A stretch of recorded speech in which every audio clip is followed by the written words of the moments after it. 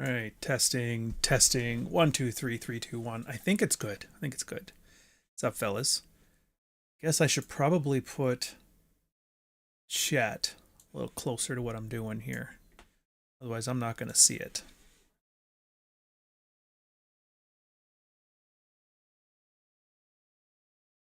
Move this window.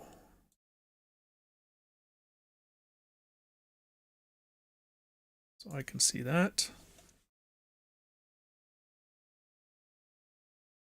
This one for that. I think it's good. Dude, I was trying the RetroArch again. I'm like, all right, I can get into that. But just, I don't know. There was something about it just way too complicated to get it going as well as I should. It's just very annoying. I've never seen a worse designed UI in my life.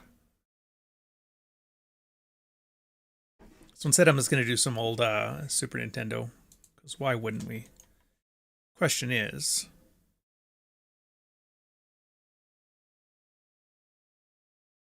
There. Audio good. It's a little on the loud side. Let me turn that down. For crying out loud. Come on, man.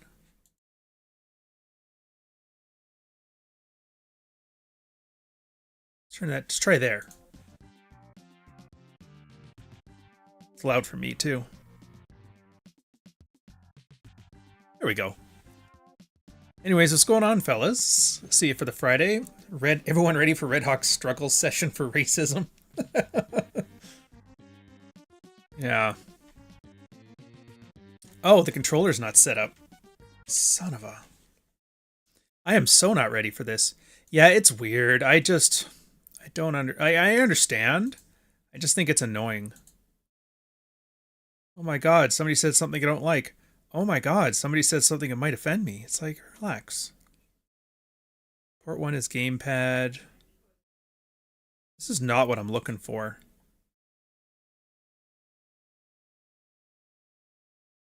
Input? Oh, okay, here we go.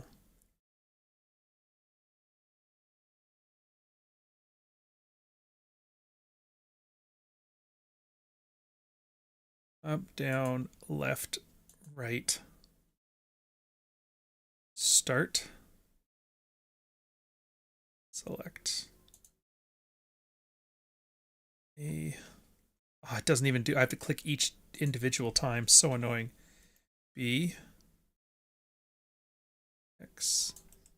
I. L and R. Oh, and I guess we can do turbo keys. Usually you'll need them for X. What else would you want a turbo key for? Probably A. Sure, why not?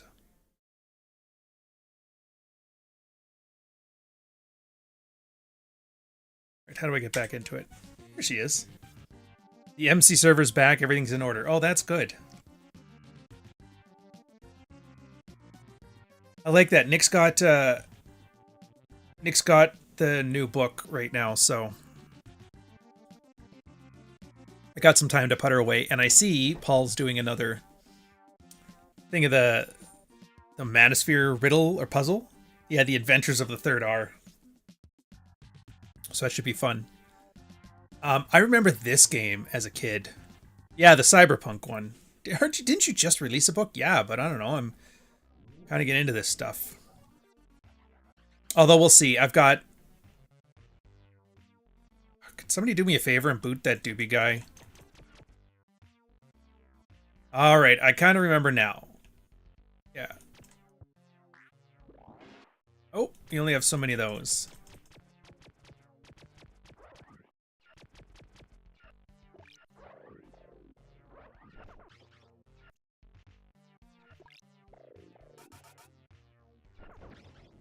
Yeah, I'm remembering this now.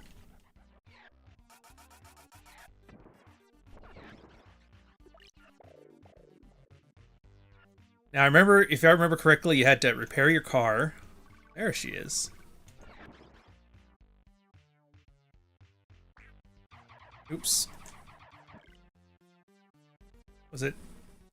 What's the button for, That's the one.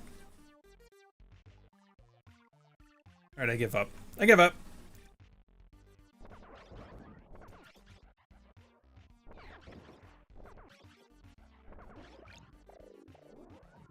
Yeah, this is the... Oh, Jesus. They're already whooping my ass on the first level. Oh, because I'm getting sloppy. I never did finish this game, by the way. As a kid, I remember this. I remember for some reason this one was way too difficult. Although I'm not sure why. Yeah, it's a game called Bob. It was just, I don't know, it was fun. It's whatever. I haven't seen it in like 20 years. I might as well take a look. And I do like the catchy tune on it, this beat. It's just something that made me... Yeah, so anyways, the new cyberpunk book. So the last one, I guess the genre is called contemporary fiction. And that one was very much a character study. And so I don't want to say it's easier, but like it's a different thing than doing the cyberpunk stuff. So for example, anytime there's an action or an item or a scenario in there, it just has to drive the character, the way he starts, the way he develops, the way he finishes, that sort of stuff, right? Very standard character arc stuff. It makes sense. With this one, I'm finding it... difficult's not the right word. Not difficult, but challenging. In the sense that the setting itself is kind of a character. Oop, I forgot you can get hurt if you... Oh, and I can shoot up. Oh, good.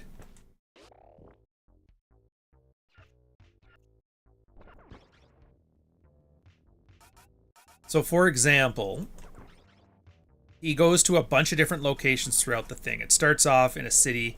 I have like a surrogate name. I'm calling it like a Google company town. Kind of like the old ones back in the founding of America. You know, company towns. Well, if I remember correctly, this is a good weapon to have.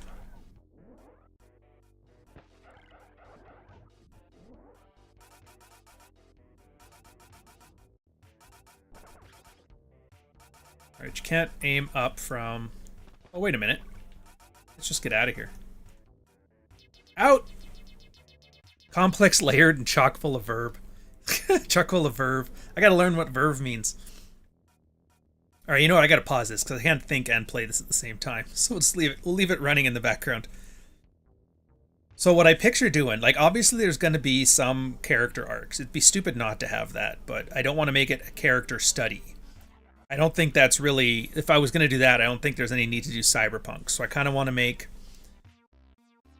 As two characters, the location and the... What do they call it? The location and the satire. You know? Because everything is set up to be some kind of dystopic shithole. And every time... Dude, I thought I was like, oh, this is perfect. This is totally like... way of the future. And then they had that stupid NSA Slack channel that was released where a bunch of dudes in the NSA are talking about how they want to troon their kids and stuff. I need hermaphrodite kids so I can totally put... And I was like, man, that was supposed to be fiction.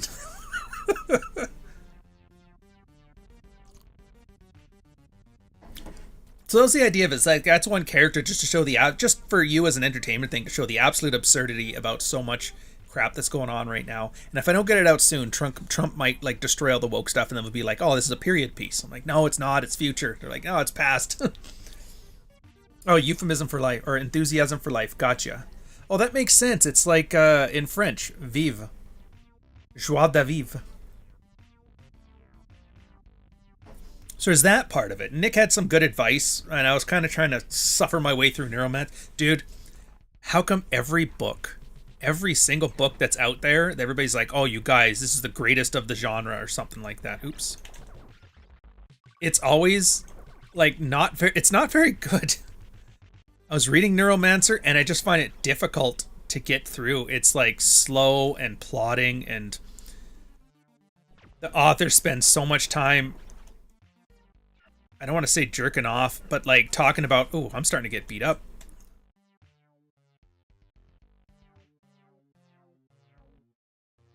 And the way he describes tech, it's like clearly somebody who's never seen a computer before. And I think he even admits that in some interviews. There we go. So I'm like, I don't want to do that. I want to have the tech kind of makes, I want everything to make sense. I just don't want it to be technobabble. That's the hardest part. That's the greatest of the genre. Yeah, so I don't want technobabble. And that's a tricky thing in the language too, which I'm probably going to have to do like 8 or 9 different revisions of that to get it where I want it. But English is good in that it's still from German, where you can kind of make up your own words for things. So for example, the main, oh Jesus, the main town where he's in, it's called New Kowloon. The idea is, because of all the tech that people have to install, there's like Faraday cages that kind of are just part of the landscape. And so for these Faraday cages,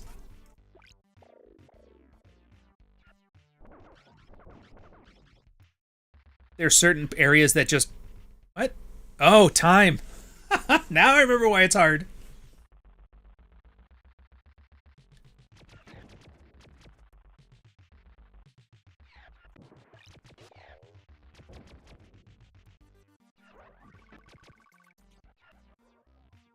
And so because of that, there'd be areas that just have no tech in them.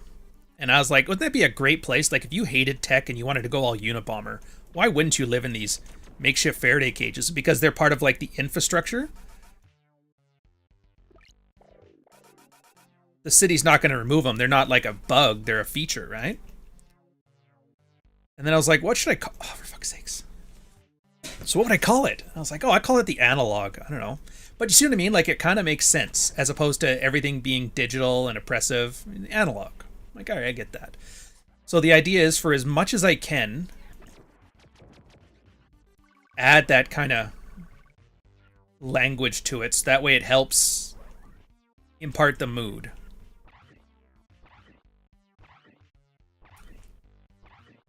And then avoid at all points any attempt to be like jerk myself off about how clever it is. I just don't want that. I don't want any pretentiousness whatsoever. But then at the same time, it is just a setting. And there's really only 6 stories. So like, what kind of story do I want to have there? Jesus. I do kind of like the idea of it being sort of a serial pulp, like Hardy Boys or Buck Rogers or anything like that. But I don't want it to do that either. And I don't want to do the Marvel thing where they just start having the origin story movie like Iron Man and shit like that either. Dude, this is not going well. Ah, you got me, you son of a bitch. Too late. So I'm thinking about the character study, a guy who's like having to choose, like the idea is the idea of freedom versus control, and the contrasts on there. So like one theme I have in there is, all right, fuck the game. Password, thanks. Pause it, come on. There. Yeah, I know. So freedom versus control. At one point, he gets confused because the other guy didn't. He has like very thick bones. He has like human bones as opposed to his frail ones. And the idea for there was, as children, you're told that you're given freedom by the machine, right? Greatest shot. How many of you read too? The idea is we're totally more free than you because our parents put us on hormone blockers, and then we get to choose our gender at like 6 or 7 years old.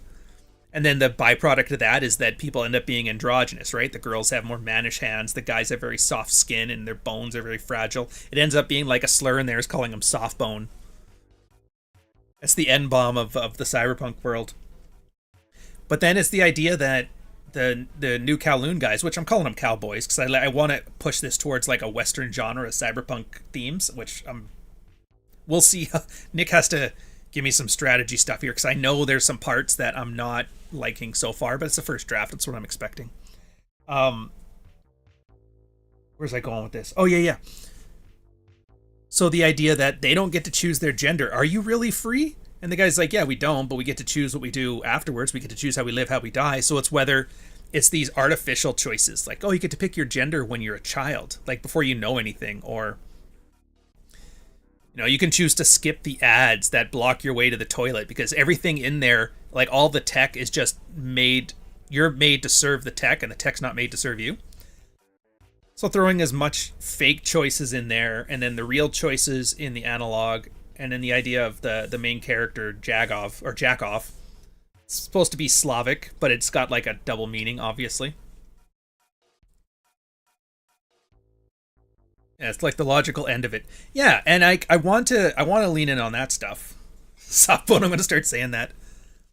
And like I said, at this point it's still rough. Like I'm not even I think I'm like 40,000 words into the first draft. I want to cut it off at 60. I want to make it a bit of a shorter, easier, like shorter read than Dogwalker.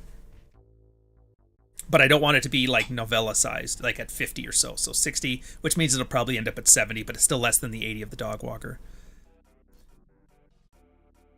And then playing around with those little concepts there. And then I thought, like, how many like little flavors can you put in there? And I thought of like a whole bunch of little things. Like, for example, and I have to, and like as another slur for the people that live outside in like the Google company town. And I don't know if I want to specify it as like a city that's actually in the West here, but I might. Because they pick their gender and they have all these augmentations. All their augmentations are very nice and beautiful looking and shiny and annoying. Like everything is just annoying. Like his eye implants, they're great for vision. You can see all of like the advertisements. FemLaw lets him know what he needs to know. But as soon as you put him in an area where it's not just like perfect lighting, they have a hard time like looking at things. So there's like neon lights in there, and that ends up just because his eyes can't adjust to anything, and so he stands there like an idiot because the tech is like screwing his ability to just do basic things like vision. And the cowboys and cowgirls, they end up having freckles. Freckles is like one of those things that they remove from you as a child because it's not perfect. And because the androgyny, the cowgirls end up having like giant knockers. All of them have giant knockers. And then all the girls in the normal world scrambled eggs. And I was like, yeah. New Alabama. That'd be fun. I'm not against it. But if I really want to make it dystopic, I might make it New Toronto or Nouveau Toronto. Make it sound French, too. Just because fuck Canada, am I right?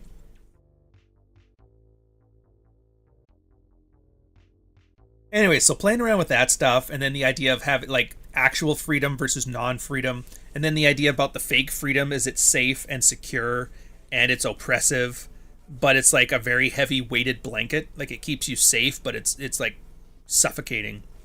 And then the idea of the other freedom is that, yeah, you have freedom to do whatever you want, but you also have all the consequences to it. And so it creates like a neuroticism. Each side has its own like different version of neuroticism.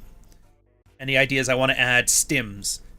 But the idea of like back in the cyberpunk stuff, like Shadowrun and that, stims are like some fancy designer drug you've never heard of. Here I just want to make them simple. Stims are like caffeine, nicotine, Xanax, Ambien, Ritalin.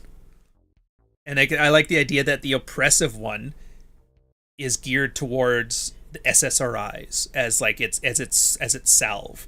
Meanwhile, the scary freedom is geared towards like caffeine, nicotine, alcohol, the classic stuff. And they're made totally illegal too. All this stuff is like guy coded and illegal. New Amsterdam. No, it's a euphemism for stimulant.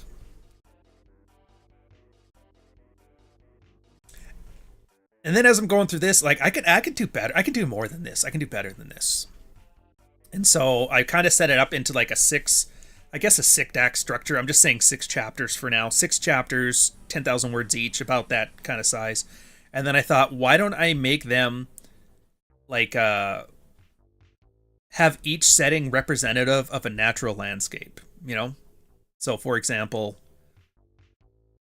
the first chapter, I kind of like the idea of like a plain, like a meadow. It's open, it's nowhere to hide, It's wide open. It's sunny. It looks great, but it's like terrifying in that there's no privacy or anything like that, right? And then I think it's the third or the second chapter is a prison. There's a scene. There's a big part in there about a prison and getting to the docks.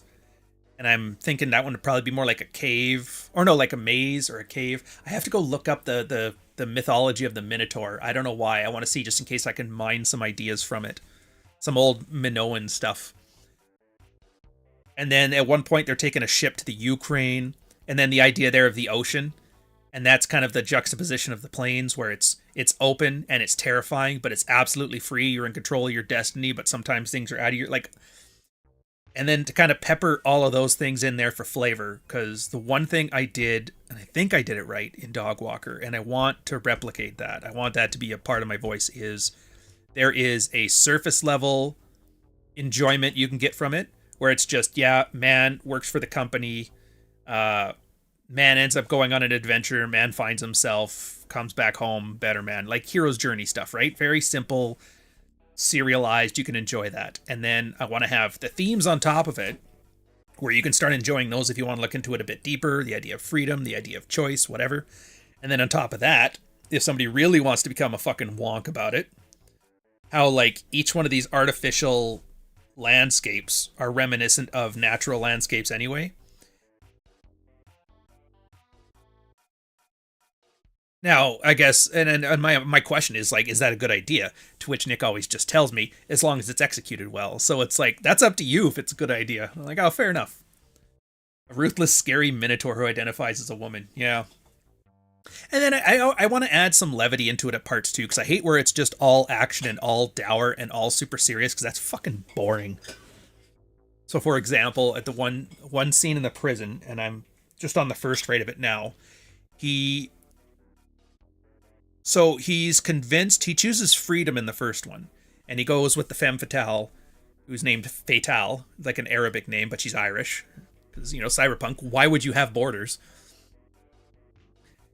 And he's supposed to go onto a trip to the Ukraine to fight a war with drones. Yeah, I went there. But because he's still fighting with his wife, who's going to have a kid, he's gonna be the father, but he's not. Think of like an MRA worst case scenario kind of thing. Like he has to get a certification to be allowed to be the dad for a couple years. It has to be through IVF, no sex allowed. He's not even allowed to touch her because of worries about infection and that. So it's like fatherhood stripped of all humanity. And because it's like his only chance to feel like he's valuable and that somebody could love him, all that kind of stuff. He's like, yeah, I chose freedom. That's great. But now he's having second thoughts, goes back. Whole bunch of things end up happening. He ends up getting put into prison. And like one of the things I thought in there for like a good joke was the femme fatale breaks him out of prison because they need him for things that come up later. And they send him a little like message pod, like, one of those Obi-Wan, you're my only hope kind of things. And I was like, that's kind of neat, because that's like a Star Wars throwback. Why not? But let's make it funner. Where, you've got, like, we're breaking you out tonight, but you can't get caught with this message pod or the plan is gone. And so you have to hide it. And obviously you're in prison. Where are you going to hide things? And then it's kind of like the worst 6 hours of his life. He starts thinking about his childhood and his problems. He eventually ends up sobbing and crying and shits himself at the end. And then you find out later on it's just, like, yeah, we didn't need that. I just wanted you to remember this next time you decide to do something stupid. I thought it'd be kind of funny. It's really great that you can make yourself laugh. Marty, I'll fucking kill you. I mean, I'm joking. I didn't mean that. You just want to come kill me, because then you won't be in Canada. Yeah, no. I didn't mean that, Marty. I like you. It's just... It's okay. I'm used to abusive relationships. Yeah, it's Marty's quiet. I'm turning up the volume of it now. It should be good. It's just on the same audio channel as the Super Nintendo, so as long as that one's playing, it's going to be really bad. Ooh. How have you been? How've things? Oh, pretty well. Doing good. Oh, I think Vector Stone is the one I accidentally hid the other day, putting time out. Yeah, and then I was like, somehow, like when you're halfway falling asleep, like your finger does stuff. Like, Yeah. I mean, I actually accidentally sent this is kind of disturbing, but it was I was on Facebook and there was this person I follow and it was like a group of like school kids and I accidentally messaged them like through like accidentally took the picture Wait, and like wait, wait. So you ended and up messaging a Facebook bunch of kids? no no Just oh hold on I checking. got Just people checking. coming. I'm listening. I think Marty realizes, like, yeah, I can't talk about this anymore. No, he just said he had people coming. Yeah, I know, I know. I see his thing on the mute there. Okay. That's fine. I'll ramble more about it. Yeah, so this is like the whole process is fun, man. I like doing this. It's nice when I'm like the old lady's fingering TikTok behind me and I want something to do that's not YouTube because YouTube I'm sick and tired of YouTube right now. I'm so annoyed. Every video sucks. All of them suck. And I've watched all the space documentaries and I know everything about World War II right now and Rome and Warhammer, so I'm just out. And do I really need? And the newest thing it's showing me is expats. Oh, dude. 3 kinds of videos from Canadians right now. The first one is gossip about politics, which is, think gossip about American politics, but a tenth is interesting and a tenth is popular with like a 20th of the production value. Hey guys, Doug McMarty here. And you're like, oh, fuck's sake. Did you know that Trudeau is a jerk? And then the other ones are expats. They're like, yeah, I'm leaving Canada. I'm out of here. This place sucks. And they all say the same thing. There's too many Indians. There's too much crime. I can't afford anything. And then you look at the comments and it's just like, yeah, I need to get out of here too. Or I left last year and I'm never looking back. The one, it was like most heartbreaking comment I've ever seen on YouTube. It was a chick talking about she came here from the USSR when she was a baby. That's like, yeah, so you know, she's like older. And she goes, yeah, I'm leaving. In 6 months, I'm leaving. And then her next video was like at the 6-month mark. All right, it's my last day here. I'll catch you guys later. And then the first comment was, I'm 35. I can't find a boyfriend. I can't afford a condo. And everywhere I go, like my job's been taken over by third world Indian diaspora. The fuck am I doing here? And I was like, oh man, that's a heartbreaker. That's a heartbreaker. Well, I don't know what. Oh, sorry, Trejo. He's just like, well, the new cyberpunk had the feel of Escape from New York and L.A. I don't want to say will it have the feel of it because I don't think it will, but it might. Like I found that out when Nick was reading my dog walker, and he was taking completely different cues from the symbols than I was putting in there.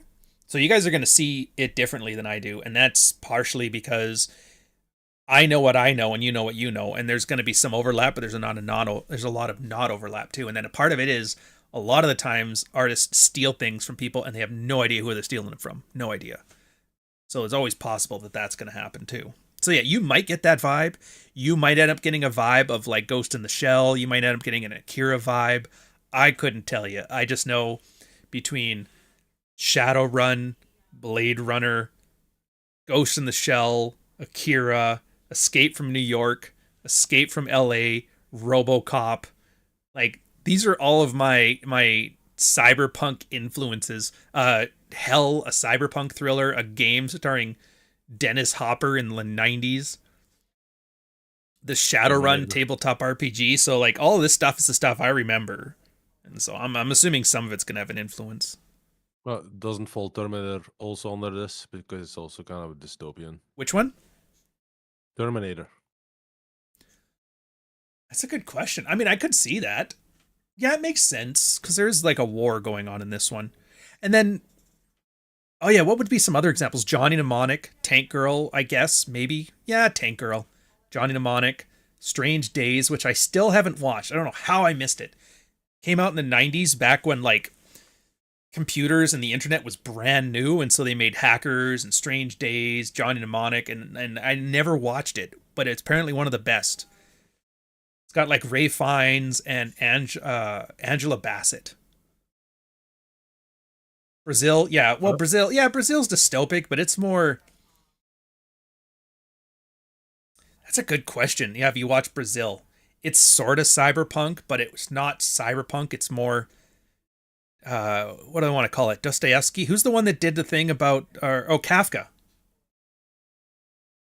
But it's also British. It's more about the bureaucracy than the tech, but I mean, yeah, technically. Yeah, it's fair. I'm in the 80s and the 90s movies, my set. Yeah, so the one thing I am trying, though, is I don't want, like, a lot of what I am discovering as a writer is not so much what I like and what I want. I just have a very long list of what I don't want. And I don't want derivative. I don't want cliche. I don't want what do they call it? A pastiche? Is that the word? Pastiche?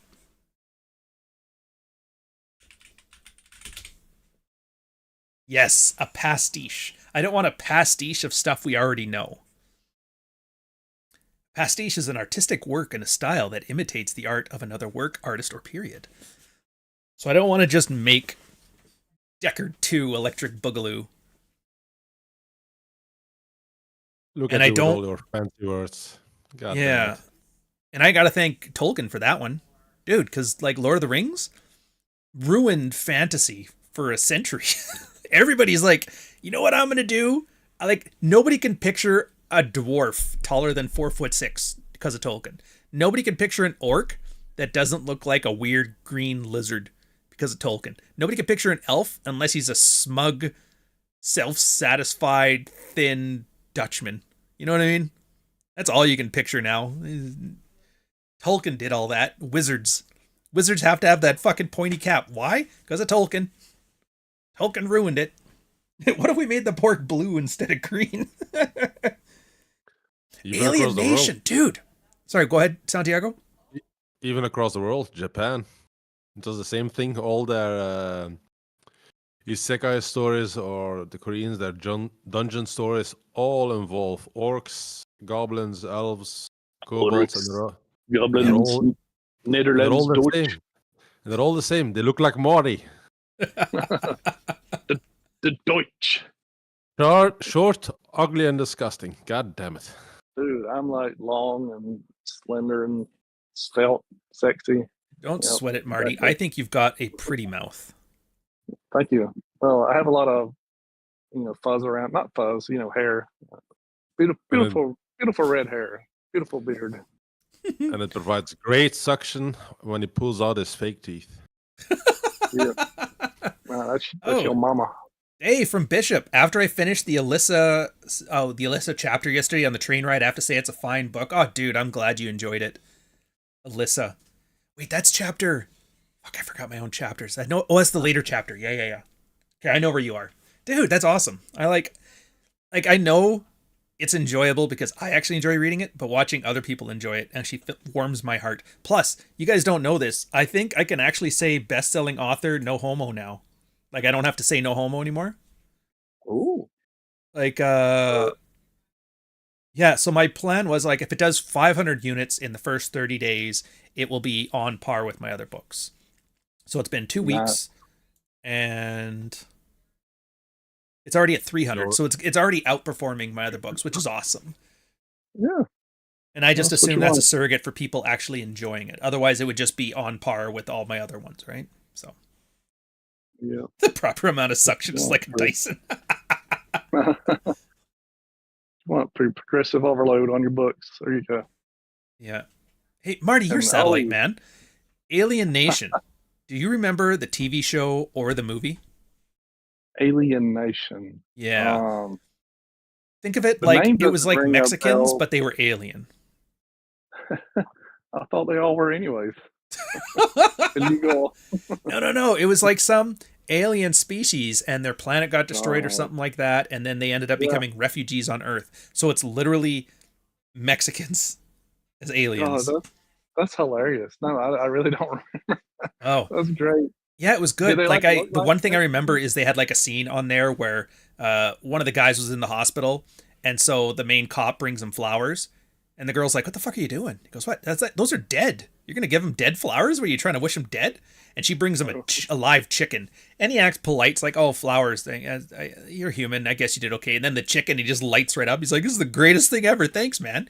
Yeah, you got to give them living things so they know they're gonna survive. I don't know why that stuck in my head for like 30 years, but Yeah, that's a long time for that random scene. Did they actually do like Mexican things? Did they have a sombrero or mariachi band on the on their No, planet? they didn't do the cultural stuff. They mostly did the Okay. anti-immigration stuff. Like a lot of these people hated the aliens. I can't remember the slur they used, but it was like Stargate, in which they had a movie which had James Caan, and then the movie did well enough that they made a TV series with it. With I can't remember the guy's name. He's one of those character actors. Like as soon as you see him, you'll Oh, be like, "Oh yeah, that guy from the movie I yeah. barely remember." Like he's one of those. Yeah. And the aliens had like this big dish on the side of their head that looked all veiny, and that was their look, and they were always bald on the top. Oh, weird. Yeah, Did they have the V, the little TV Mexican series, another mustache? good choice. Hmm. So that was like really a real deal, like with James Caan in the movie. That's weird. So I Yeah. mean, that's I was thinking it'd be like a D-list actor or something. Well, it's like he and Sean Connery had, and a couple other guys in the 80s had their time when they did direct to DVD. It's kind of like how you see Bruce Willis now, how he's in like every direct to DVD movie with Steven Seagal or Gerard Butler. Yeah. Which, by the way, there's some good ones. The one of Liam Neeson where he's a snowplow operator and he has to murder everybody to save his family. I was like, oh, this is Oh. great. Or Gerard Butler, he's in this one where he's a pilot and they do a Con Air thing. They have to take a prisoner and then they crash in like Colombia and then they have to kill a Mexican drug cartel or something. I was like, that's fucking awesome Oh my too. goodness. Wow. Oh What's like yeah. that newest movie with whatever Mark Wahlberg, like Flight something, where he's like, I was like, why is this even like coming out? This should be like a Oh, in direct to theaters, yeah, DVD where he plays the maybe. bald guy, the bald killing Yeah, guy. and like he's the heartthrob, like the sex appeal guy. Why don't you take the sex appeal guy and make him bald? Or unappealing? I was Well, like, this is weird. it kind of reminds me of Liar Liar or that Adam Sandler one where he had to be the father, where the actor wants to switch from comedy to be taken seriously, so they have to do a movie that's sort of a comedy and then switches to drama halfway through. And that was how like Of Jim course, Carrey went from Liar Liar, he got to do the Truman Show after that. yeah. Well, I was thinking that too, but then you normally do that with a drama. You don't do that with like a thriller in the air flying around with the planes. He's not going to win an Oscar on that. Normally Yeah. they'll do something like that on something that you can potentially win an Oscar for. I guess. I don't know. But But it's been and then a I realized, like, yeah, Mel Gibson directed it. I'm like, how did Mel Gibson direct a film? Nobody heard of it. And I just went to the theater because it was like something playing I had never heard of. I'm like, fuck it. I would rather do this than just lie in my living room staring at the wall. And I was like, dude, So this yeah. is 20 years ago. This would have been something you just go in on a random Saturday to watch in a movie theater or pick up on VHS because it's on sale, or you'll watch it because TBS Nightflix is on and you can't sleep. Oh yeah. Which sucked because like I paying $70 to go see it was kind of annoying, but I was like, dude, in any normal economy, this would have been like every movie would have been like this. Yep. I saw I mean, it's surprising like the amount of movies that done by certain people or famous actors, and then you just don't know because I don't know. It's like they always talk about the actors. They don't talk about the person directing them. Like, I think I saw like a little um, TikTok or something, and it was one of the last movies that Clint Eastwood did, and Yeah. it was just like it was really really good. But it's like you just had no idea. I don't know why they don't talk about that more. Like I It, understand it, it's because the fake gay retarded stuff in marketing. If they'd yeah, have put a black lesbian in there, right wingers would uh, have been all up on that shit. And if they'd have put yeah. a white man in there as the hero, like yeah, the grifters would have talked about it there. But he kind of just like, I'm just gonna do a normal movie, and I think that's the problem now is that without Oh yeah, all of those screaming, chattering classes, that it just kind of falls by the wayside. Good movie. so Nobody's got the time for that. I want to yell. yeah. So the outrage marketing, it really does work. Like they know when they're doing like some woke thing and they know it's going to rile up people.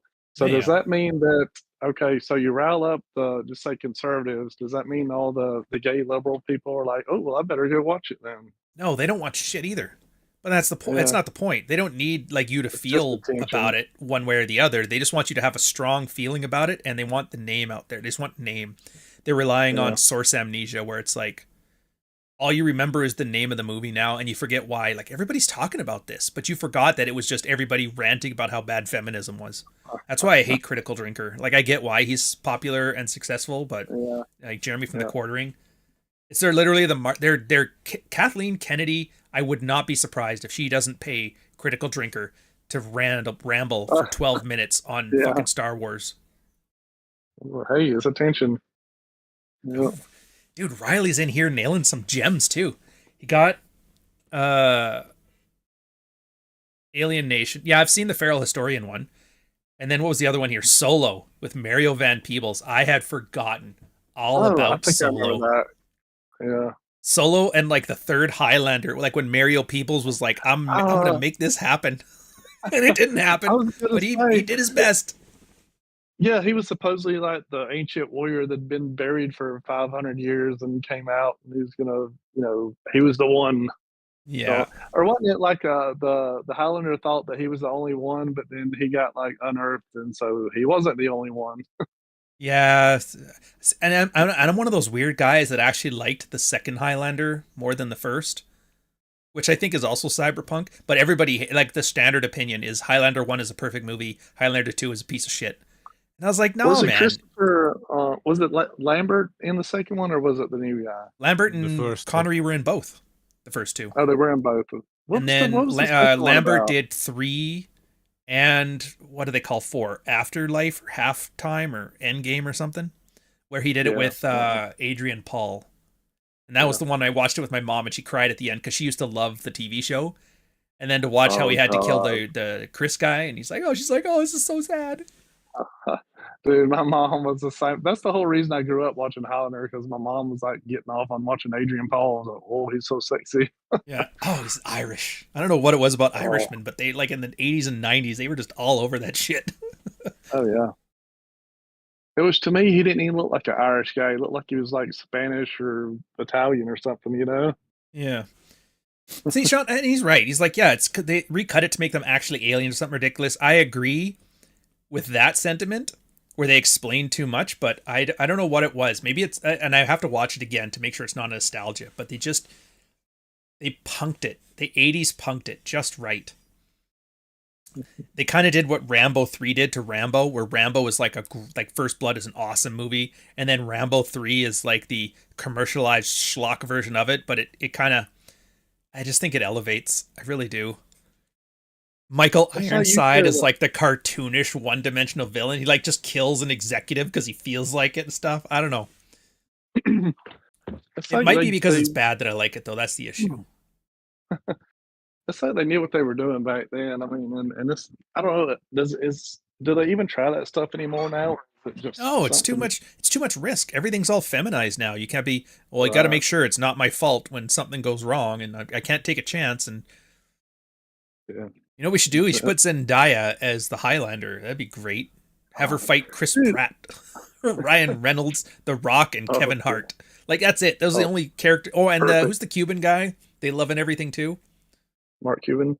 No, he's the one that plays The Last of Us, the TV show.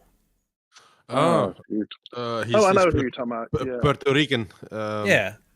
He was in The Gladiator as well. Oh, like, come on. Yeah, that guy. Whatever he is. Yeah, he's in everything too. So they have like the 10 people, and that's the only people that are allowed to be in movies now. Pedro Pascal. Pedro Pascal, that's the one.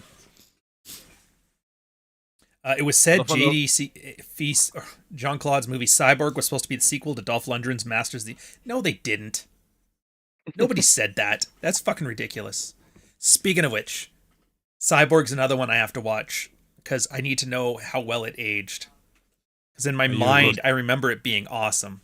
But I have a worry that it's going to be like watching Fist of the North Star. Remember the real-life version of it? Or do you guys not know this one? A Universal Soldier? Oh, Fist of the North Star. There was an anime, and then they did a real-life one. Yeah. Oh, the real life as well.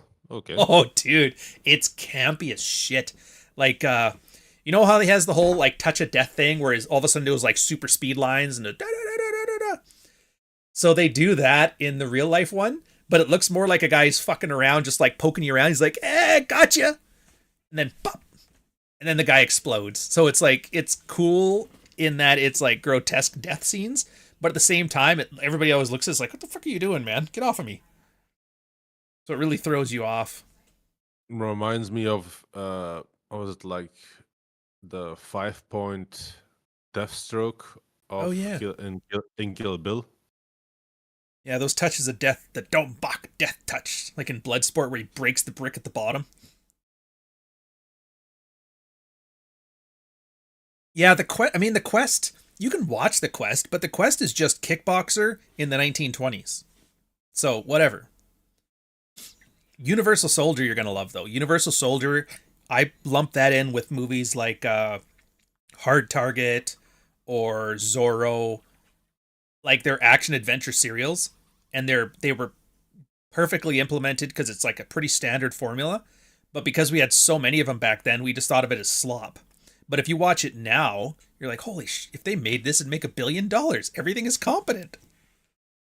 Like the first Transporter. Yeah. Oh yeah, the first Transporter was awesome. Live action Fist of the North. It's Hugo. It's not like I wouldn't do an Orion review of it because it's kind of it's purposefully bad enough that you enjoy the badness. Like there's nothing. I think I do a thing in is it Spaced Out? Yeah, Spaced Out's coming out this Saturday or Sunday, where I say there's movies that are incompetently executed, and then there's movies that are cheaply executed. So this one's definitely cheaply executed, but it's kind of like they tried too hard to make it look incompetently executed, if that makes sense. Time Cop. Oh man, you guys are bringing up all the but you see what I mean though? Like there's so many. Oh Ryan, I got movies for years. And there's so many of these ones that everybody kind of remembers, but not really, and they're all good. Like, dude, already, I'm actually ahead of the game now. So we got Spaced Out, the sci-fi British sexcapade or sex comedy coming out Sunday. King of New York, which is coming out next week. Which, by the way, you guys remember New Jack City? This is like a better version of it that came out earlier. That was too early for its time. It's just awesome with like Lawrence Fishburne, Christopher Walken, Wesley Snipes, David Caruso. Which and it's one? just it's so good. King of New York. King of New The York, chick oh. that Tyson's ex-wife, I think, is the girl in there too. Boob jokes. Oh yeah, and there's tits in it too, so I can do my boob jokes. Not to be mistaken with Gangs of New York, which is completely different. Completely different, yeah. And then the week after that, it's going to be Ghost in the Shell. And so then so in like 3 weeks now, I have to do a new one. But I actually got a good system now where Monday, I'll script up a video, storyboard a second video, do up the trailer, and then do up the video for the weekend. And then on the Wednesday, I can do the second video and the second trailer. And so it keeps me, so I'm like getting a week ahead every time I do this. So if I'm lucky and I can get like a year ahead of Orion and just kind of let it sit there and percolate, I think that'd be awesome. With Ghost in the Shell, it might be important to put in the title, the anime, not the movie. Oh yeah, I do make mention of that too. It's like, how do you fuck this up? You take one of the coolest Kino animes in existence, you put Scarlett Johansson in there, you make her play a nude assassin cyborg, and you somehow screw that up. I don't know how you do it. Because Scarlett at the time. It's a rhetorical question. I know why. Yeah, she had enough What pull movie was already. Ghost in the Shell. Live action version. Live action version. They made a live action version of that? Yeah. I know, right? And there was a sequel to the original. Not the movie, I mean, there was a second anime. I know. That one was kind of, I don't know, it didn't really hit right. I think it was missing something. I think it was Ghost in the Shell was just, because what I noticed about it, I haven't watched it in forever. I watched it again. It's not actually a movie. It's like a short film filled with Kino or vibes. So like they'll have, the movie only has like 3 beats to it, which is like amazingly simple. I don't know how they stretched out the 90 minutes and then I started watching it again. Remember in the middle where they used to have like I call them the music videos, where it was just that little creepy ass tune that they would play, and then they'd show like the city. And they always just long. In the middle of like action scenes, you'll like stop and it'll be all nice and calm, and the music will be playing like a plane flies overhead. They just put a bunch of those scenes in there that are just made to take in the atmosphere. I was like, oh, it's cool. And no, it's not the same audience as Best of the Worst. I actually I don't name them by name because I actually like Red Letter Media, but their best of the worst is actively what I'm trying to avoid, where they show movies that are just incompetently executed and you laugh at the incompetence.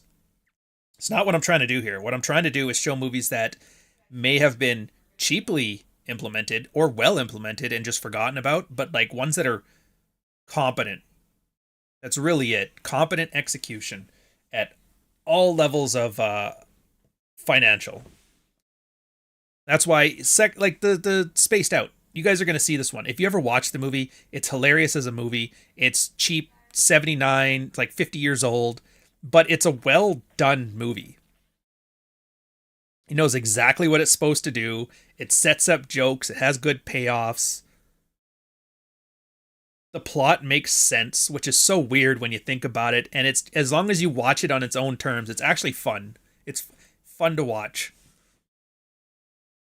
Yeah. Well, not even, we'll say us, hidden gems, but sometimes it's not hidden because what was the one I did? Usual Suspects, not hidden gem, but it's excellently executed, well, competent, all that stuff. Same as Commando, which I haven't done yet, which I might have to now though because the one chick that plays the engineer in Spaced Out, also plays the chick. Do you remember Santiago? Do you remember Commando where he's fighting that green beret in the hotel room and they knock him through that one door and then there's that couple there, guy having sex with a hooker? To be honest, I've never watched Commando as far as I can remember. God, it was like a genre defying. It was schlocky, but it was good. Yeah, but it might have been on, but I was probably too young and my parents wouldn't let me watch it.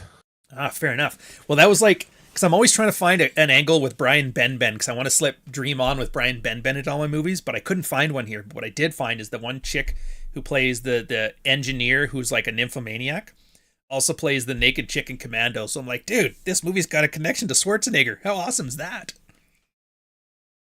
And it turns out she's like a PhD in sex studies and has written like 10 books. So it's just, I always found little things like that to be kind of cute. No, remember if I wanted to watch a movie, I had to program the VCR and hope that my parents either went to bed at the right time or didn't notice I was had put on the timer. Oh yeah, that terror because like my parents had a TV in the bedroom, but the satellite only shows one channel at a time. Like you can't. So if they turn on the TV, they're watching what I'm watching. And I was like, oh, it's not good. You're just hoping.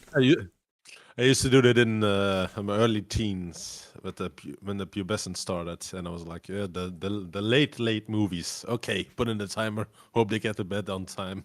Yeah, yeah. And so for you guys, so there's a bunch of movies that are kind of like I want to call them hate watches.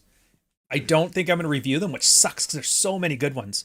There's did you know Rowdy Roddy Piper and Shannon Tweed did a Die Hard knockoff? I know Shannon Tweed from the erotic movies, but didn't Yeah, know that she did one. other That ones. Shannon Tweed and the wrestler Roddy Piper. They did a Die Hard one. They even had the guy who played the FBI agent, that Cuban dude who plays the Agent Johnson. He's in it too Yeah. as the good cop this time. He's the Al. And there was How that long one has in been- there, and then Billy Blanks and Roddy Piper did 2 Back in Action films. One's called Back in Action, the other one's called Tough and Deadly, and it's like a buddy cop film. And the two of them are actually like Piper elevates every scene he's in because people forget he's like, oh, he's just a wrestler. It's like, no, pro wrestlers are some of the best actors you've ever seen. He's really good at it. Yeah. Yeah, but I'm like, oh, Who's if I that? do those ones, they're not very good. Like I have to watch them talking again about- to make sure, but they're not executed very well, and so those are more of like a best of the worst kind of thing, and I don't want to go that route. You I talking about don't They know. Live? What did you say, Keanu- Marty? Speed was not a Die Hard knockoff. It was a Towering Inferno ripoff, basically. Although I guess the whole genre, like Die Hard, turned the whole escape action film into like a genre. So it's the same genre, but it's not a ripoff. Oh yeah, Speed. I watched a video on Speed the other day, and they were talking about all the actors that were going to play it and never did because they thought it was stupid, and then finally they got Keanu Reeves, and he blew up with it. And then Yeah. what's her name? And then the Sandra sequel Bullock. was like one of the worst like disasters ever because they spent like hundreds of millions thinking they were going to do something, and then it did nothing, and nobody watched it. And, it was Yeah. just It was just terrible. stupid. The guy was completely non-charismatic. He was just a pretty boy that couldn't act, and then the boat thing was like, eh. Yeah, And they yeah. did too much of the whole, geez, can you believe the second, like, remember Die Hard did it, and I kind of put up with it because Die Hard was good. But when everybody else does that self-referential, how does this happen every Christmas? Well, I hate that shit. Like, stop winking at me. Just show me the fucking movie. Do you know around Christmas I watched Die Hard for the first time? Like, Get out. Oh, oh No, get boy. the fuck Oh, out. Are you kidding me? You finally watched Die Hard on Christmas. money's making enemies. Oh my god. Dude, every Christmas I watch Die Hard. It's like a tradition. I watch it more than A Christmas Carol, which I don't really care to watch. I don't watch Scrooge. I watch Bad Santa, Die Hard, Lethal Weapon, Long Kiss Goodnight. Long Kiss Goodnight, there's another one I gotta do. That's another perfectly executed movie that nobody fucking talks about anymore. Really goddamn good. And the best part is it has all that like woke feminist crap. Like the soccer mom has amnesia. She's actually a killer assassin. And like her henchman is Samuel L. Jackson, the jive talking screw up. And then the main villains are white guys, the white American government guys. And I was like, God, dude, in any sane world, this would be woke propaganda. But I'm like, it's just so goddamn good. Speaking of old school movies with several sequels, what about Shaq? I think it was with Shaq? Samuel L. Jackson. Oh, yeah, that was a remake. Shaft, you're talking about, right? Shaft, but it also had several sequels. I'm not gonna watch any of those. They're just shitty. The original blaxploitation Shaft was okay, but if you really wanted to watch like a modern version of that, I think it's Black Dynamite is what it's Never heard called. of it. But that one's a little more satirical. But yeah, if you want to go, actually, you know what? The best one, Action Jackson, I would say, if you had to watch a black like Shaft for modern audiences, it came out in like '86, and it starred Carl Weathers, the guy in Predator who played the CIA guy. Action Jackson, I think, is probably as good a modern blaxploitation film as you're going to get. That's not too winky.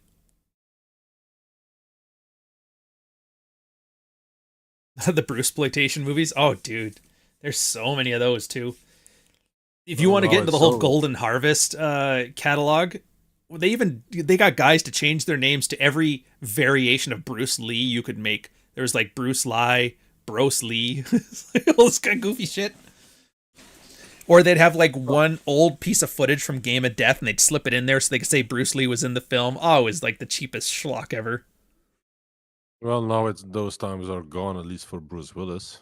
Yeah. The Bruce Replacement Killers. I don't know. If you're going to do Chow Yun Fat films, I mean, do we really need to go through the list? Like, we know exactly which one I'm talking about. And I really want to do Hard Boiled so bad, but I don't want to do it now. I want to wait till I've done a bit more and gotten a few more videos under my belt and I'm better at executing it because I want that one to be like the MO for the channel. Like, I want that to be the headline video. Watch fucking Hard Boiled. And then the Killers I could probably do. Killers. I think I've watched that one. It's been a while. Yeah, yeah. Oh, But I yeah, it's remember. old too. And there was one more Chow Yun Fat. The Replacement Killers, I was like, eh. Him with the Servino chick. It was okay, but it's kind of like Rush Hour. You know, like it's a Jackie Chan film because he's in it, but it's not a Jackie Chan film. It's like an Americanized, watered down one. That's like Chow Yun Fat for toddlers. How about was it Lock, Stock, and Two Smoking Barrels? Oh, the Brit stuff. Yeah, those ones are always Yeah. fun. I like old Guy Ritchie stuff too, right? You Oh, got those Lock, Rich Stock, show. you got Snatched, you got Rock and Roller, which nobody talks about Rock and Roller, and I really do think it's his best one out of the three. It really is. Yeah, wasn't that with Gerald Butler or who Yeah, was it Gerard again? Butler, Idris Elba, can't remember who the Russians guys are, and the chick is the one from And Mission Clive, Impossible 3. The and little tiny Clive girl. Owen. I think Clive Owen as well. Can't remember. Clive Owen, he might be in that one. For whatever reason, I'm thinking as well Clive Owen as well. Like he also did Children of Men. Yeah. But if I'm gonna do a Uh, Clive Owen film, I'm doing what's that? What's his action film? Oh, dude, I can't remember it. Shoot 'em up. Shoot 'em up. oh That yeah. Shoot 'em oh, up. Yeah. I Ding forgot dong. how fucking fun that movie was, man. Like where he Which has the which 5 movie? bullets in his hand and he puts his hand in the fireplace and shoots the guy. I was like, fucking hell. What? Or when he kills Buddy with the carrot through the back of the neck. Oh God. It was a frozen carrot. It was hard. Yeah, well, yeah, it's right at the beginning. He was just eating a carrot. Like he always eats carrots because it's good for his eyesight, and he's a master at the guns or whatever. And he's eating it. He's sitting at a bus station, and this pregnant girl who's bleeding is running by, and then this criminal's like yelling at her, and he's got a gun and he's like, "I'm gonna fucking kill you!" And he's standing there, and he's like, "Oh." So he goes to walk up to save her, and the guy's like, "What the fuck you gotta do?" And he just takes his carrot, and he just jabs it in his mouth, and it pops out the back of his head, and it's like that's the start. That's just letting you know, like this is what you're in for, by the way. Don't relax. Just enjoy some gratuitous What in violence. the world? What movie is this? It's called Shoot 'Em Up.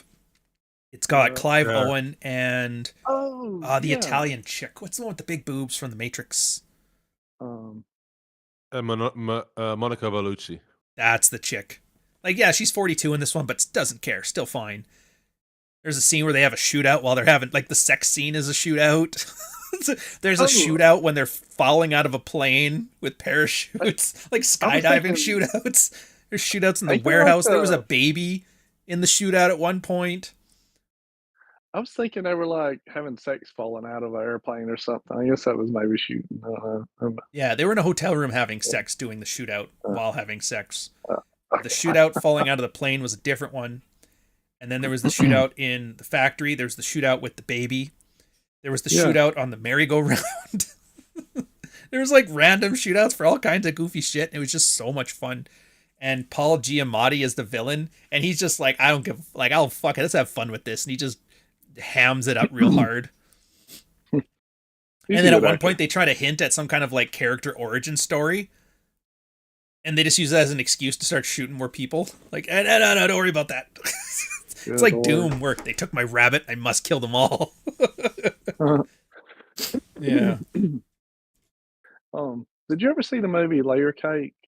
Fuck, Layer Cake's another great one. That's how he got. I I'm know, I pretty love sure that's it. how he got Bond. There was supposed to be a sequel to that, by the way, and they never did finish it. So I'm really choked about that. You're the only person I've ever heard that's actually seen that movie. Like it's just one of those No. movies, nobody ever I've, hears. I've seen Liar Cake as well, but I think I've seen the way you're talking about it, or at least by Ryan's response. I think you guys are talking about the original, and I No, I'm saw a talking about remake. Daniel Craig's. What? Yeah, the Daniel yeah, Craig yeah. one. Yeah. Okay, no, then I've seen it as well. Yeah. I didn't Yeah, know and it was had an like Chief original. O'Brien. Who else was in that one that I should remember? I think it was mostly British actors. That's probably why it was Yeah, just it too was British, all- so it never really made it across the pond. Yeah, really it was fucking super good. British. And that blonde chick, she was pretty famous for a while. The one was smoking hot. Oh yeah, Right. I forgot about her.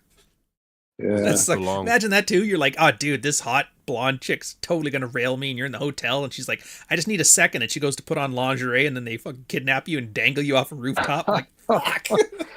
The Yeah, only from thing holding such you up is like your extremes. erection. You son of a bitch. Oh man, yep.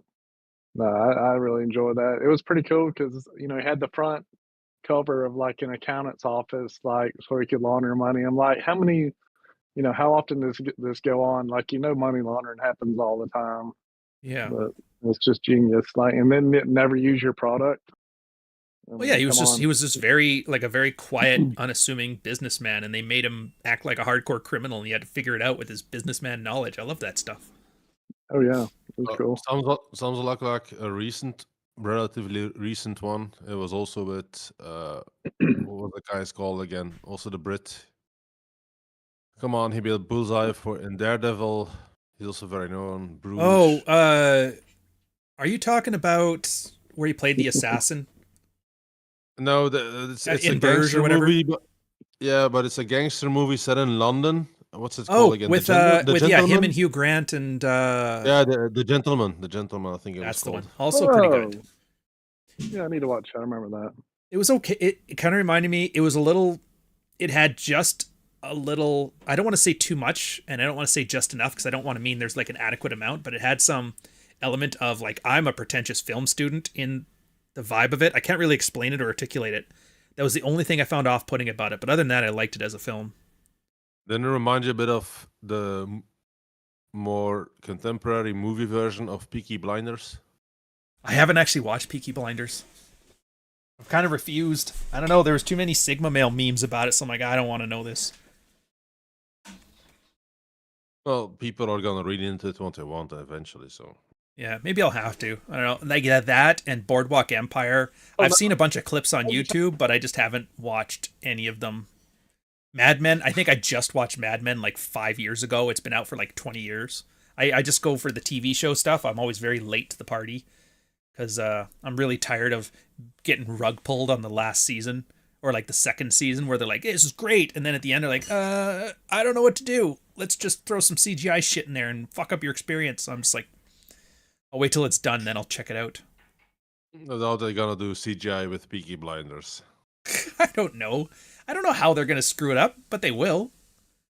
They screwed up Game of Thrones. They screwed up, I think they're going to screw up Fallout, I'm pretty sure. They're probably going to screw up, what was the other one? Silo? I don't even know that one. What was it? Oh, Walking Dead. Fuck, they screwed that one up. Dude, I was watching that. I loved it. And then we got to, what was it? The first season was like the city, and then the prison, and then the farm, and then like the season, like right as soon as Negan came in, I just checked out. I'm like, fuck it. I get it. Every season they start in a new place, they build a new life, some new big bad villain comes in, they gratuitously lose like you can only have one black guy in the series, so when a new black guy shows up, you got to kill the last one. And like, I get it. That was just kind of boring. And then they stretched it out so much because they didn't have much plot to work with.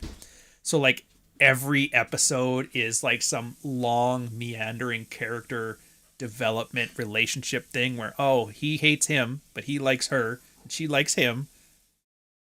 They're going to get into a fight, but then nothing ever changes, and it kind of got serialized. And they just lost me. Mandalorian, I heard they did that too. I never watched that one, which is too bad because I heard it'd be good. First season, definitely. Yeah. First and second, third was when it dropped off, but there was also a bunch of drama with Gina Carano. Oh, yeah, with her, like, troon bathroom thing, and Disney's like, hey, take it back, and she's like, no. And they're like, you're fired. She goes, fine, I'll go on a Daily Wire. I'll make my own Star Wars with hookers and blackjack. And I don't know what the fuck happened with that. No, she got sponsored by Elon Musk for her defense. Oh yeah, that was whole if you've been woke fired, let me know, I'll sue for you. Which sucks because like she got his treatment, but there's this guy I follow on Twitter, Marmot. He got the same thing. They wouldn't take his case because I guess his follower count wasn't big enough. So I was really fucking annoyed with that. What? Yeah, it's crazy. There's a lot of guys I follow. Like I've been noticing this lately on Twitter. Now that everybody's kind of fucking over it, I'm noticing a lot of like what I would have been like hesitant to post as some blatant misogyny. Guys are just flat out coming out with it. Like the one guy, HVAC Barkley, his whole thing is just, every girl that posts a thirst trap, just tell her to lose a few pounds. If she has like really bad air conditioner in the background, hey, how many BTUs is that set up for, or something like that? It's just, but he's just so savage with it. And I was like, dude, I wouldn't have even posted this, and I'm supposed to be like the resident misogynist. What the fuck? Right. I finally started following the Howling Mutant, and he got it. I don't know. He'll have like one banger out of like 30 tweets. I'm like, I don't know. I mean, that's Twitter. It's experiments, right? You never know which one's going to take off. So you just keep throwing shit against the wall. But every now and then, some of his is just so funny. The ones that make it worth it for me. I think McTubis or Colebug retweeted that. They're like, never forget. And there was Cernovich's thing about the tranny. I never read it. And I was like, God, this is so awful. Yeah. That's how, why would anybody ever make that public? Well, remember, this is the exact time with Murphy's whole cuck your wife for joy article. Yeah. Same time. And they were all one-upping each other on who was the better grifter. I could find a lot better one-ups than that. That's like a one down. Yeah. Plus the fact that, oh, dude, Cernovich, now that the Zoomers have found out about him, his new nickname, beautiful. Horatio Troon Blower. That's what everybody calls him now. Nobody even calls him Mike Cernovich. It's always Horatio Troonblower. That took a lot of thought. That's not bad. Yeah. That's funny. That's good. Saw a thing. I think I stole a meme from somebody of it where it was like the Horn of Gondor. it's the Lord of the Rings. It's just like Cernovich calling the. Oh god. Shit made me laugh. Oh, dude. And he talks. Oh. Yeah, go ahead. Go. No, he just talks about the shriveled up, like there's like not even a dick. It's just like shriveled up, whatever bag and Oh, you whatever. actually read it. Finally put it in my mouth, and there's the chemical taste, and I was like, "Oh god, what the fuck?" Dude, I didn't realize the article was like a lemon party blue waffle thing. I just knew he was talking about blowing troons, and that's as far into it as I looked. Like, I have enough. Yeah. I did not know it was that bad. Well, he's talking about he was giving him a BJ, and then he talks about, I guess, that they wound up in 69 position, and it was just like banging again. It was just like pressing against his face, and finally he gave in and put it in his mouth. No. Jesus. I'm like, no. I just don't understand. Like, I understand how he got taken seriously because he had enough money to pay for being taken seriously. Because everybody forgets. They think he's all like some entrepreneur and he plays himself up as one. He was just, his ex-wife is one of the legal lawyers for Facebook and had like founder startup money.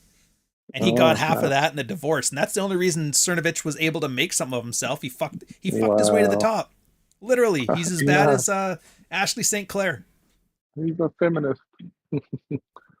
Which, to be fair, it's kind of like how Tate's like, oh, if you're going to, be misogynist, make money off it. Like, you're right. I still don't like it, though. It's kind of like him, too. It's like, hey, feminists have been doing this to guys, so why don't we do it? I'm like, you're right. I just don't like seeing it, God. I can understand. All right, you say, hey, yeah, I got drunk and like I didn't even know it. I had sex with a tranny. But that's like, if it looks like a woman and then like it blows you or something and then you never see the dick. Yeah, I get it. It's an embarrassing story. Oh, well, the more you learn. Dude, but then like, my question is, why would you promote that? Like, yeah, that's right. But then like, nothing's ever going in my mouth or my virgin asshole. Like, what's the thing says? I just don't understand why. Like, what was he thinking when he's like, "This is it"? Because he didn't just do a one and done. He didn't just like stream a consciousness thought. I have a feeling this was edited. This was made concise. Yeah. There's probably an advertisement for Gorilla Glue or whatever the fuck he sells at the end of it too. You know what I mean? He had to make a second pass at it. He's like, oh, you know what? I really should bring up the 69ing and the chemical and really focus on the chemical taste. It's like, that was weird. Yeah. He talked about like trying later while he still had the chemical taste or something. Like just like a. And then he was surrounded. He had Ryan Holiday, Tucker Max, Jack Murphy, Roosh, Royce. All these guys were there, and either none of them said, "Bro, sit this one out," or they all did, and he's like, "No, I got this." And I don't know which one is worse. Did nobody warn him, or did everybody warn him? You know what I mean? There was a lot going on at that time, like a lot of names, like you were talking about. It was just a weird time. It was weird, and it's annoying. I'm really glad I never, I did the pickup thing, but I never got into any of the community shit, because the community shit's fucking retarded. Oh my god, it's so bad. Yeah. Oh yeah. But I was like, how could you guys, it's sport fucking. How do you turn into something as bad as that? I don't know, can't figure it out. Oh, by the way, here my girl, she's making lunch, so I might have to go off pretty soon. Ooh, yummy. I'm gone for a couple of minutes and I'm coming back to this. Like, what the hell? Oh, we're just making fun of Horatio Troonblower. Horatio Troonblower, good lord. Dude, I love that name. It's one of those ones that, I would have never thought of that. But once you hear it, you're like, yeah, that's exactly what it is. Wonderful. The only thing they could do to make it more perfect is, require a lisp in pronouncing it. That's the one advantage just calling him Thurnovich has. Yeah.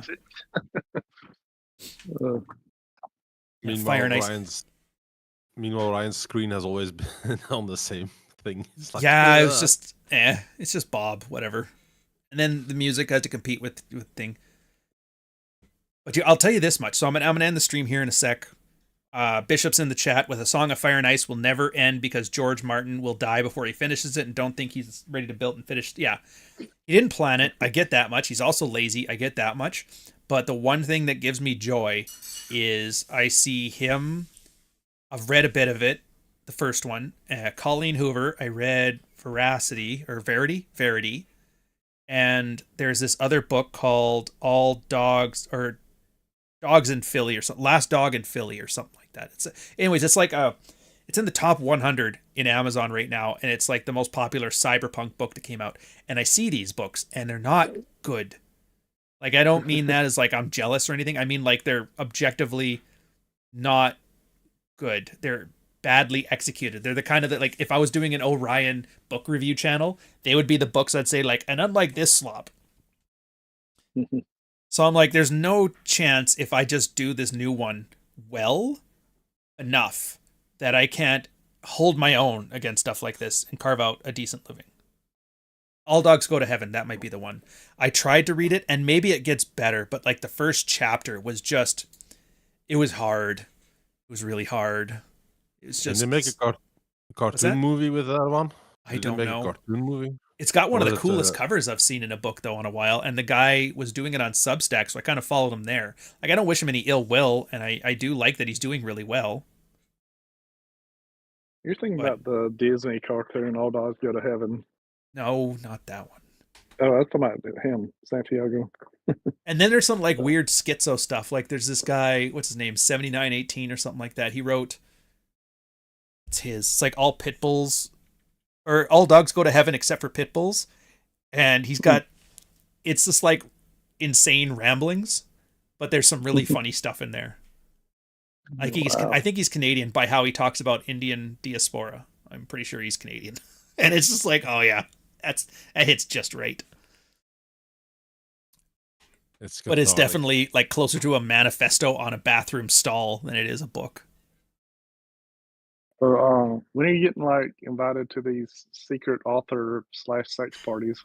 Dude, I would avoid those like the plague. I realize this. That's why most people want to write books. They don't actually want to do it as like a business. They don't want to make a living. They want to be the cool people at the cool hipster parties that are invited to things. It was ever since I saw, okay, I'm going to go off in like a minute here. But ever since I saw that Moldbug guy, where he was having that New York party with a bunch of the other bloggers and that, and I realized like he's not some intellectual. He's not talking about like how to fight the JQ and all this shit. He just wanted to be at a party with 20-year-old chicks and get laid by hipsters. Like, what a fucking asshole. Oh, no. For the reason, I'm visualizing the TV show Castle right now. Oh, yeah.